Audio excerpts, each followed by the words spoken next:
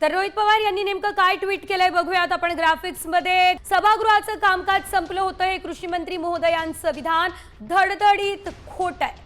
उलट विकासाच्या मुद्द्यावरून आणि मूळ प्रवाहापासून दूर असलेल्या आदिवासी बांधवांना दुधाळ जनावरं देण्याच्या अत्यंत महत्त्वाच्या विषयावर सभागृहात चर्चा सुरू होती।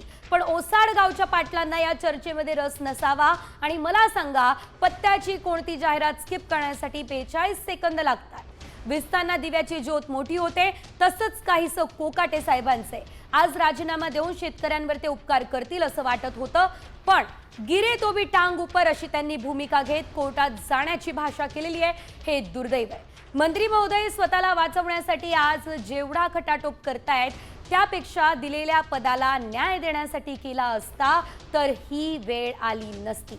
विधिमंडळाची अप्रतिष्ठा होऊ नये म्हणून आवाज असलेले हे व्हिडिओ शेअर करणं मी टाळत होतो, पण मंत्री महोदयांनी कोर्टात जाण्याची भाषा केल्यानं नाइलाजानं मला सत्य जनतेच्या कोर्टात आणावंच लागतंय।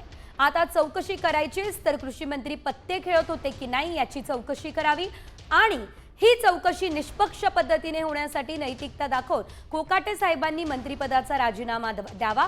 महत्त्वाचं म्हणजे सत्य हे झाकणार नसल्यानं राजीनामा देण्यासाठी पुढील अधिवेशनाची कशाला वाट पाहता आणि शेतकऱ्यांना सहन करायला लावता हा सवाल देखील या दरम्यान रोहित पवार यांनी उपस्थित केलेला आहे आणि थेट या दरम्यान कृषी मंत्र्यांचं विधान कसं खोटं आहे हे त्यांनी दाखवून दिलंय।